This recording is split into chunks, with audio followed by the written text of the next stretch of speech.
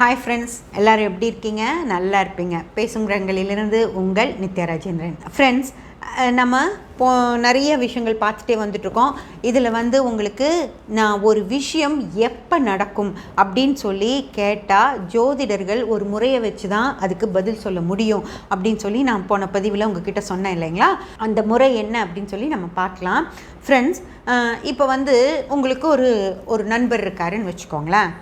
ரொம்ப க்ளோஸான நண்பர். எல்லாம் வேலை காரணமாக நம்ம எல்லாத்துக்கூடையும் எப்போவுமே பேசிகிட்டு இருக்க முடியாது. ஏதோ ஒரு டைமில் தான் நம்ம பேச முடியும். ஓகேங்களா? இப்போது ஒரு நண்பரோட வீட்டில் அவரோட பொண்ணுக்கு திருமணம் வச்சுருக்கார். ஓகேங்களா? அந்த திருமணம் வச்ச நண்பர் என்ன பண்ணுறாரு, ஃப்ரெண்டை கூப்பிட்டு சந்தோஷமாக இருக்கும் இல்லையா, பொண்ணுக்கு கல்யாணம் ஃபிக்ஸ் ஆனால் அவர் அப்பாவுக்கு சந்தோஷமாக இருக்கும் இல்லையா, அவர் கூப்பிட்டு இந்த மாதிரி சொல்கிறார், என் பொண்ணுக்கு கல்யாணம் ஃபிக்ஸ் பண்ணியிருக்கேன்ப்பா, வர்ற ஆவணி மாதம் கல்யாணம், நீ வந்துரு அப்படின்னு சொல்கிறார்.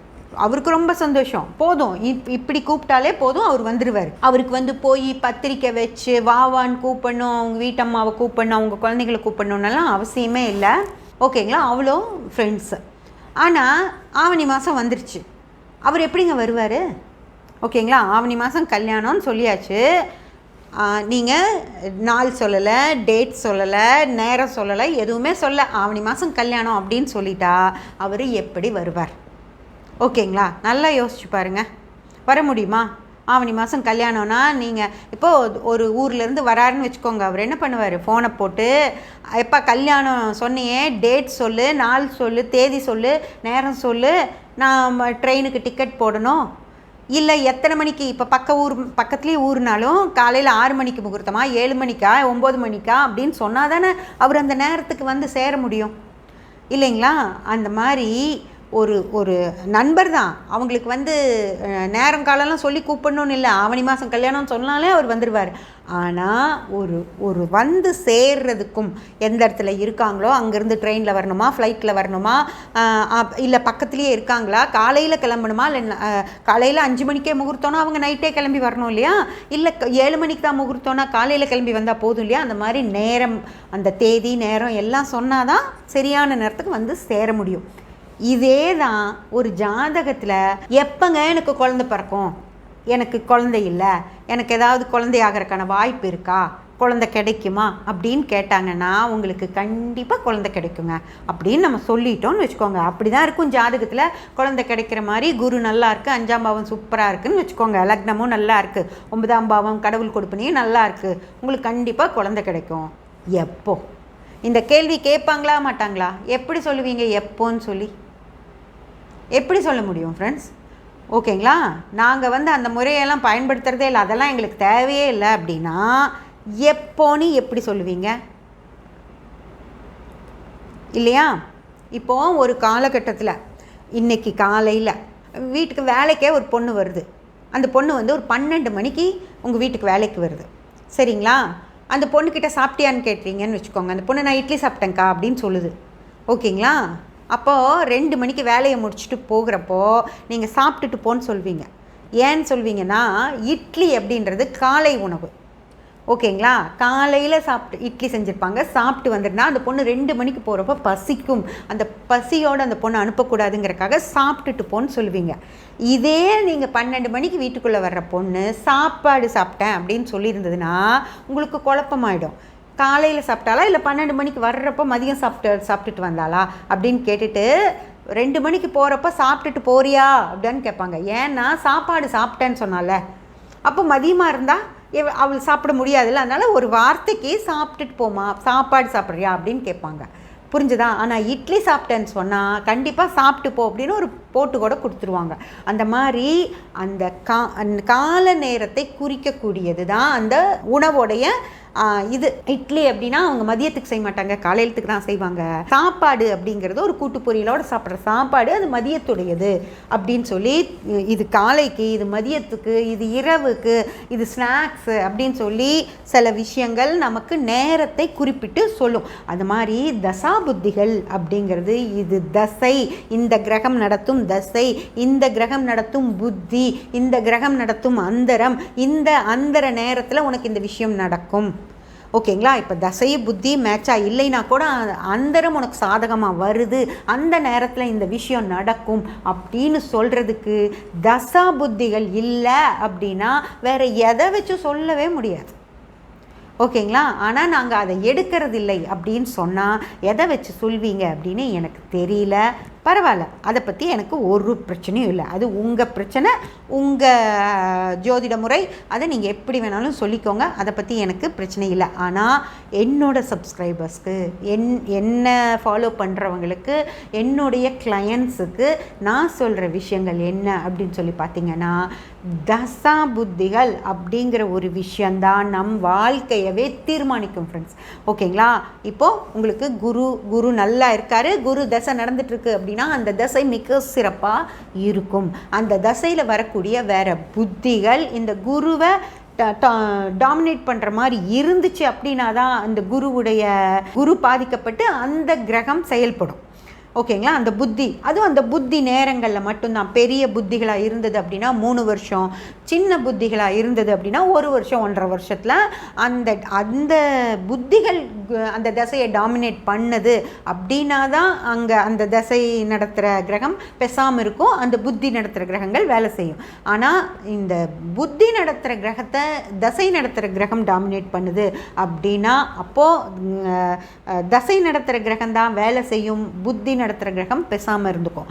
அதே போல் நமக்கு சாதகமில்லாத புத்தி, சாதகமில்லாத தசை ரெண்டுமே அப்படி நடந்தால் ஒரு சாதகமான அந்தரம் கூட உங்களுக்கு ஹெல்ப் பண்ணும் ஃப்ரெண்ட்ஸ். ஓகேங்களா? அந்த மாதிரி தசா புத்திகள் அப்படிங்கிறது பாரம்பரியத்தில் மிக மிக மிக முக்கியமான ஒரு விஷயம்.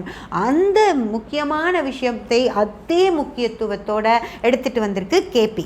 ஓகேங்களா? கேபி ஜோதிட முறையிலையும் தசா புத்திகள் அப்படிங்கிறது மிக சிறப்பாக வேலை செய்யும். அதையும் பார்த்து அந்த எந்த கிரகத்துடைய தசை அந்த கிரகம் எப்படி இருக்குது அப்படின்னு பார்த்து தான் நாங்கள் உங்களுக்கு ஜோதிடம் சொல்கிறோமோ தவிர அந்த தசா புத்திகளெல்லாம் தூக்கி போட்டுட்டு பாரம்பரியத்தில் இருக்கிற விஷயங்களையே தூக்கி போட்டுட்டெல்லாம் எந்த வேலையும் செய்யலை. அப்படியே பாரம்பரியத்தில் என்ன சொல்லப்பட்டிருக்கோ அதே ஜோதிட முறை தான் எடுத்திருக்கோம். ஆனால் பலன் சொல்கிற விஷயத்தில் மட்டும்தான் கேபி மாறுபடுது. அதனால் கேபி சரியில்லை. ஏன்னா சார ஜோதிடம் தான் கேபி. சாரத்தை நீங்கள் எடுக்கிறது இல்லையா? பாரம்பரிய ஜோதிடர்கள்கிட்ட கேட்குறேன், சாரம் அப்படிங்கிற விஷயத்த நீங்கள் எடுக்கிறீங்க தானே? சாரம் எடுக்கலை அப்படின்னு சொன்னீங்கன்னா அதுக்கப்புறம் ஃப்ரெண்ட்ஸ், சாரம் இது வந்து கிளையண்ட்ஸ்க்கு சொல்கிறேன். சாரம் அப்படின்னு சொன்னால் என்ன அப்படின்னு சொல்லி பார்த்தீங்கன்னா உங்களுடைய கால்கள், நீங்கள் எதில் நிற்கிறீங்க அப்படின்னு. அதாவது நம்ம மேஷத்துலேருந்து மீனம் வரைக்கும் இருக்கிற அந்த 360 டிகிரிஸும் ஒவ்வொரு கிரகமும் 9 பாதங்கள் வச்சு நட்சத்திரங்களை வச்சிட்ருக்கு. ஓகேங்களா? அந்த நட்சத்திரத்தின் மேலே தான் கிரகங்கள் போயிட்டுருக்கு. இதுக்கான டீட்டெயில் வீடியோஸ் நம்ம பதிவுகளில் நம்ம சேனலில் இருக்குது. நீங்கள் முழுசாக போய் பார்த்துக்கலாம், பிளேலிஸ்ட்லேயும் இருக்குது. ஓகேங்களா? அந்த 27 நட்சத்திரங்கள் மேலே தான் கிரகங்கள் பயணிக்கும். கிரகங்களுக்கு பயணிக்க நட்சத்திர சாரம் இல்லைன்னா வேறு வழியே இல்லை. அப்போது ஒரு நட்சத்திரத்தோட காலில் அந்த கிரகம் நிற்கும்போது அந்த நட்சத்திர கால் ஸ்ட்ராங்காக இருந்தால் தான் அந்த கிரகம் நல்லா நிற்க முடியுமோ தவிர அந்த நட்சத்திர சரியில்லாத இடத்துல நிற்கும்போது அந்த கிரகத்துக்கும் பிரச்சனைகள் தான் வரும். ஸோ அந்த எந்த நட்சத்திர காலில் அந்த கிரகம் இருக்குது அப்படிங்கிறது தான் சார ஜோதிடமே. அந்த நட்சத்திர கால் சிறப்பாக இருந்தது அப்படின்னா கிரகம் சிறப்பாக இருக்கும். அந்த கால் ஆடிட்டு இருந்தது அப்படின்னா உங்களுக்கு பேலன்ஸ் போயிடுமா இல்லையா? நீங்கள் ஒரு இடத்துல உட்காந்துருக்கீங்க, அந்த உட்காந்துட்டுருக்க அந்த சேர் வந்து ஆடிட்டுருக்கு அப்படின்னா உங்களுக்கு பேலன்ஸ் இருக்காது. அது ஸ்டெடியாக இருந்தால் தான் உங்களுக்கு பேலன்ஸ் இருக்கும் இல்லைங்களா? அதுதான் அந்த கிரகங்கள் வேலை செய்யுது. நாங்கள் அந்த சாரமே பார்க்க மாட்டோம், சும்மா கிரகம் ஒரு இடத்துல இருக்குது, ஒரு கட்டத்தில் கிரகம் இருக்கிறத மட்டும் வச்சே நாங்கள் பலன் சொல்கிறோம் அப்படின்னா அது எப்படி சரியாக இருக்கும் அப்படின்னு நீங்களே யோசனை பண்ணி பார்த்துக்கோங்க ஃப்ரெண்ட்ஸ். அதனால் நட்சத்திர சாரம் அப்படிங்கிறது மிக மிக மிக முக்கியமான ஒரு விஷயம். ஓகேங்களா? பாரம்பரியத்தில் இருக்கிறத தானே சொல்லணும், இல்லாததெல்லாம் நீங்கள் சொல்கிறீங்க. இல்லாததை சொல்லவே கிடையாது. ஓகேங்களா? பாரம்பரியத்தில் இல்லாத விஷயங்களை பற்றி ஒரு வார்த்தை கூட நாங்கள் பேச மாட்டோம். பாரம்பரியத்தில் இருக்கிற விஷயங்களை பற்றி மட்டும்தான் பேசுவோம். ஆனால் பலன் அப்படின்னு எடுக்கிற விஷயத்தில் மிக மிக துல்லியமாக நாங்கள் பலன் எடுப்போம்.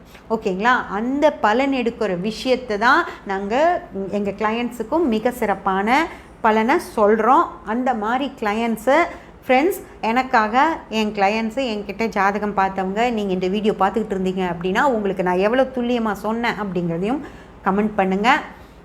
இதை ரொம்ப நான் வேண்டி விரும்பி கேட்டுக்கிறேன். ஏன்னா துல்லியமான விஷயங்கள் எல்லா மக்களுக்கும் போய் சேரணும் இல்லைங்களா? அப்படி நீங்கள் நினச்சிங்க அப்படின்னா உங்கள் ஜாதகத்தை நான் பார்த்து சொன்னது எவ்வளோ உங்களுக்கு திருப்திகரமாக இருந்தது அப்படிங்கிறதையும் நீங்கள் சொல்லணும் அப்படின்னு நான் எதிர்பார்க்குறேன். சொல்வீங்கன்னு நம்புகிறேன். நன்றி ஃப்ரெண்ட்ஸ். இப்படி தான் பாரம்பரியத்தில் இருக்கிற விஷயங்களை கிரகமாக இருந்தாலும் சரி, பாவங்களாக இருந்தாலும் சரி, தசாபுத்திகளாக இருந்தாலும் சரி, எல்லா விஷயங்களையும் அப்படியே எடுத்துகிட்டு வந்திருக்கோம். இதில் எந்தவித மாற்றமும் செய்யவே கிடையாது ஃப்ரெண்ட்ஸ். ஓகேங்களா? அதனால் இதில் வந்து பலன் எடுக்கும் முறை அப்படிங்கிற விஷயத்தை தவிர வேறு எதுலேயுமே எந்த மாற்றமும் கிடையாது. பாரம்பரியத்தை வச்சு தான் கேபி நடக்குதோ தவிர கேபியில் ஏதோ புது விஷயங்களெல்லாம் வந்துருச்சு அப்படின்னலாம் கிடையவே கிடையாது. பாரம்பரிய ஜோதிடத்தில் சொல்லப்பட்ட கிரகக்காரகங்கள், பாவக்காரகங்கள் எதை வச்சு தான் கேபி பலன் எடுக்கும் முறையை மட்டும் மிக சிறப்பாகவும் துல்லியமாகவும் வச்சுருக்கு. ஓகேங்களா? இதை தவிர கேபியில் எந்தவித எக்ஸ்ட்ராவாக புதுசாக எந்த விஷயமும் கிடையாது. நாங்களாக ஒரு விஷயத்தை சேர்த்திட்டு ஒரு கிரகத்தை வந்து குருவை வந்து குழந்தைன்னு குருவை சொன்னால், இல்லை புதனையும் நாங்கள் குழந்தைன்னு எடுப்போம் அப்படின்னெல்லாம் மாற்றியெல்லாம் நாங்கள் பேசவே மாட்டோம். என்ன பாரம்பரியத்தில் இருக்கோ அது அப்படியே கேபி ஜோதிடத்திலும் இருக்குது ஃப்ரெண்ட்ஸ். ஓகேங்களா? இதையெல்லாம் நீங்கள் தெரிஞ்சுக்கணும் அப்படிங்கிறதுக்காக தான் நான் இந்த பதிவுகளை எல்லாமே போட்டேன். தெரிஞ்சுக்கிட்டீங்க. இனி நம்ம அடுத்த வர்ற பதிவுகளை வேறு பல விஷயங்கள் பற்றியெல்லாம் நம்ம பேசலாம். ஓகேங்களா? சப்ஸ்கிரைப் பண்ணி பெல் பட்டன் ப்ரெஸ் பண்ணி வச்சுக்கோங்க. அப்போ தான் நான் போடுற எல்லா பதிவுகளும் உங்களுக்கு கிடைக்கும். லைக் பண்ணி, ஷேர் பண்ணி, கமெண்ட் பண்ணிங்கன்னா எனக்கு சப்போர்ட்டிவாக இருக்கும். Thank you friends.